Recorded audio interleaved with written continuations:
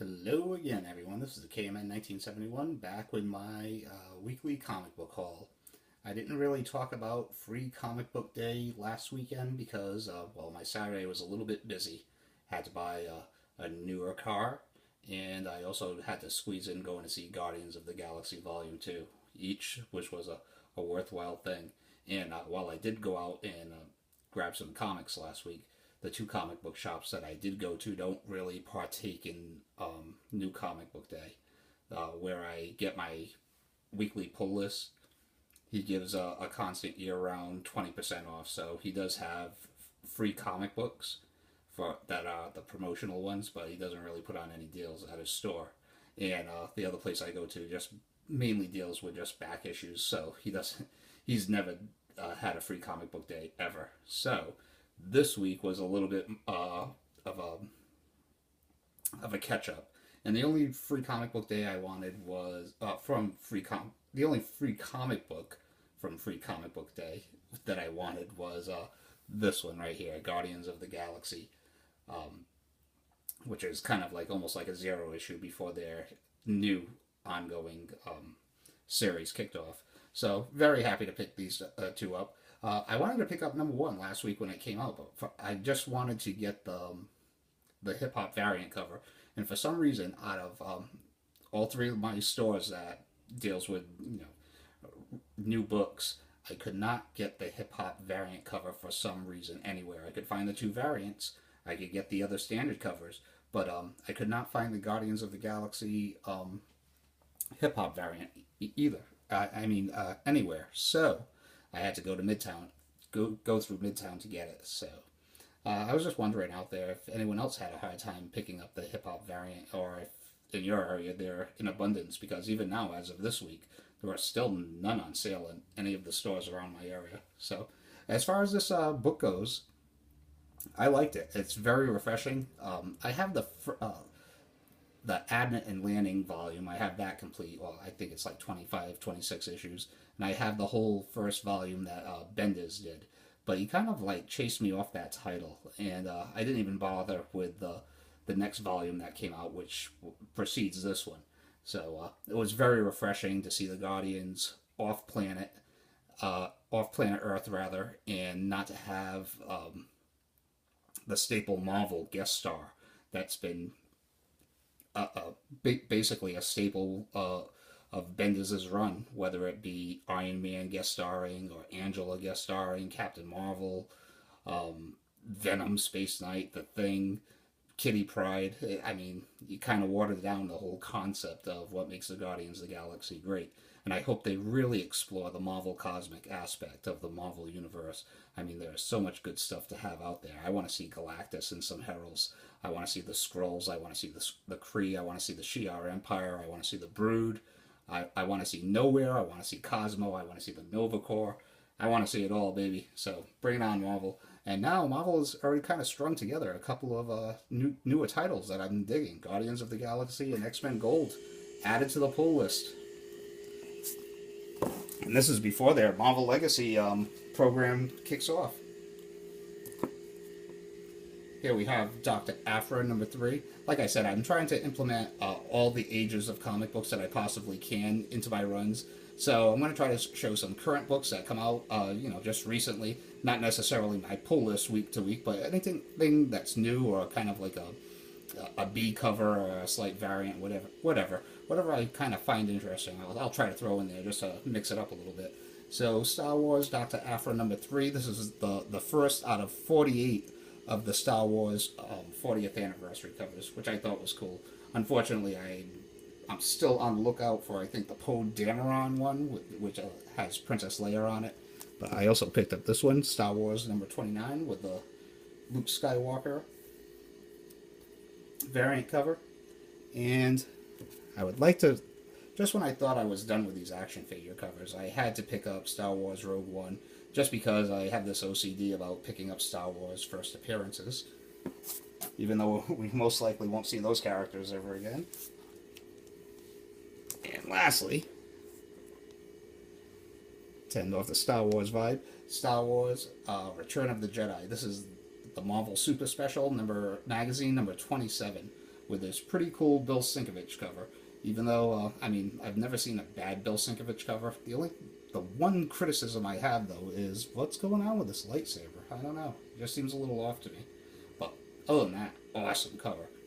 I already have the Marvel miniseries, 1 through 4, the single issues, but I didn't have it in this format, and I'm a huge fan of the old Marvel Super Special magazines, especially when it adapts some of my classic movies from my generation.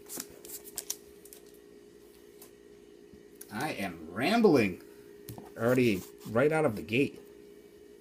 Okay, so I haven't shown off any Teen Titans stuff, or rather Titans franchise stuff in a bit of a while, because outside of the Marv Wolfman and George Perez era and the Jeff Johns era, there's not too much that, which I own all of, there isn't too much that I really need in my Teen Titans collection.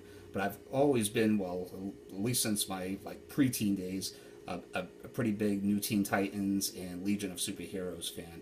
And this was a story that kind of interested me. They had it as a set at one of my comic book shops for maybe $6, $7 for the 4 issues, so I hopped on it. Teen Titans and Legion of Superheroes teaming up. My 12-year-old self wanted to see this so bad back in the day in the 80s. So, number 1. Number 2, I believe it's written and drawn by Dan Jurgens with some inks by Phil Jimenez. So, it should be pretty good. And number 3.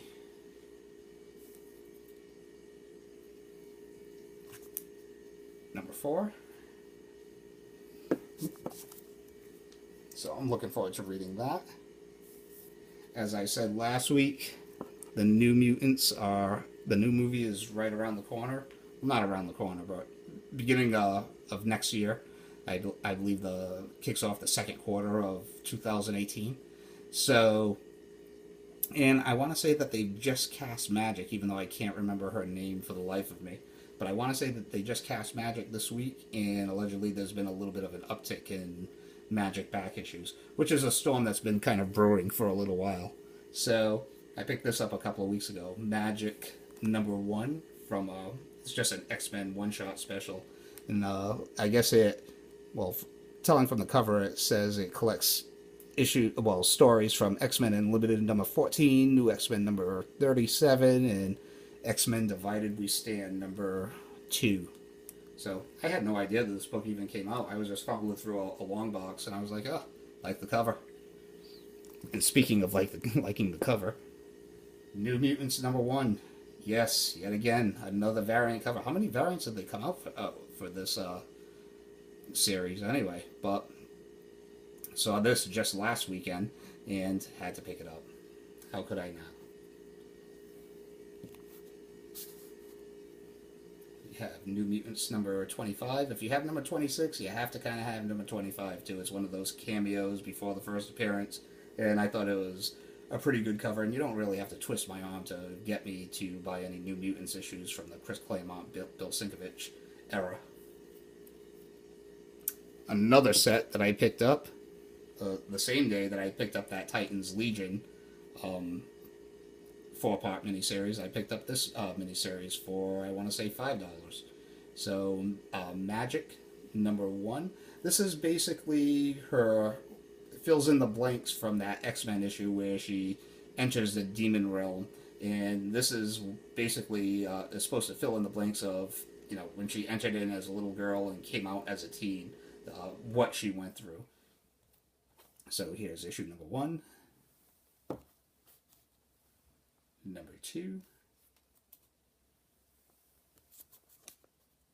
number 3,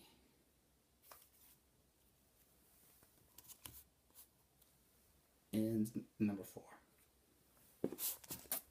I used to own that as a youngster, so it's pretty cool to own it once again.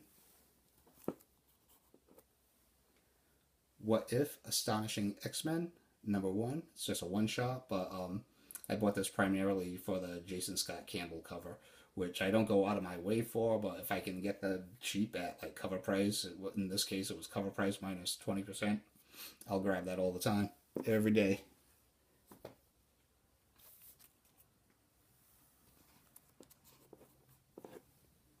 What If number 24. Spider-Man had rescued Gwen Stacy. Another one that I've wanted to have in my collection for a while now. Picked it up, I want to say it was like $5, as was this one. What If Spider-Man's Uncle Ben had lived. So, a couple more off my what if list. Wouldn't be a KMN haul without a little Marvel mayhem in there. The Defenders, number 84. Nothing special about this issue, but look at that cover. You have the Hulk, Submariner, and Black Panther all involved in a melee together. I mean, doesn't that cover just scream out to you to buy it? Or was it just me?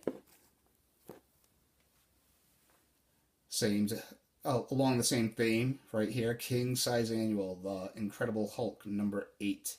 Hulk versus the Sasquatch. I want to say John Byrne wrote this story, and I can't really remember who illustrated this issue, but cool stuff. Definitely classic copper. Amazing Spider-Man 205, early Black Cat appearance. Now getting on to some of the cool stuff, or cooler stuff. Amazing Spider-Man number 136. This is from that collection that I've been buying from that dealer for the past like 2 or 3 months, maybe even 4 months now. And the guy keeps on selling to this guy, so it's like this never ending, and it's awesome. So Amazing Spider-Man 136. This is very fine condition, and this is the first time that Harry Osborn becomes the Green Goblin. Awesome. $20. Can't beat that.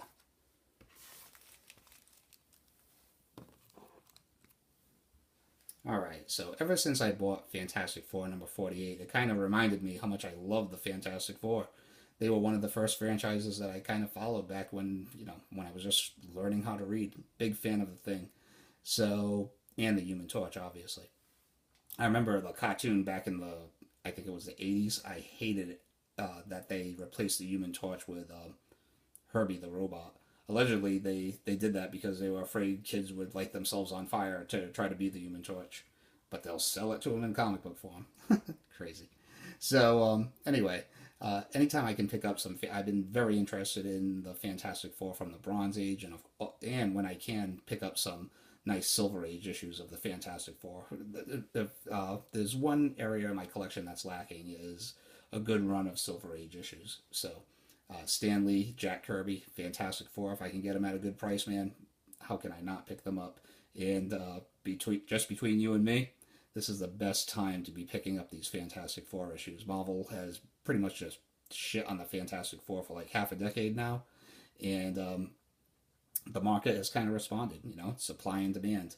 So, and I will grab these Fantastic Four issues at a bargain any day of the week. This is classic comic book stuff. So, and that is my official opinion. So, Fantastic Four number 60, I picked this up for like maybe $13-14. It's only fine minus condition, but I will take it. It has a little crease right here, crease right there. It's very hard to pick up, but I'll take that all day. Fantastic Four number 61. This is an eBay purchase, and this one I would say fine plus to VF minus. This is a beautiful looking book, and I've also been trying to go after any kind of books that have obviously early Silver Surfer appearances. So if I can get some Jack Kirby, Stan Lee, Fantastic Four with the Silver Surfer, maybe throw in some Inhumans here and there, I'm a pretty happy guy. Now right here is what I think is a severely underrated Fantastic Four issue. Fantastic Four number 73, another eBay purchase. I almost bought this from one of my comic book shops that had one that was probably in fine minus condition for about $40. I actually found this on eBay for like a little over $20, shipping included. And I would say this is probably VF minus to fine plus. I have no idea. But look at that. You have Jack Kirby drawing the Fantastic Four along with Spider-Man, Thor, and Daredevil. And I'm not going to open it up, but if you ever grab this issue, you will marvel, pun intended, at the splash page of the Thing just punching Thor in the face, rendered by Jack Kirby. It is just awesome. And to finish this off,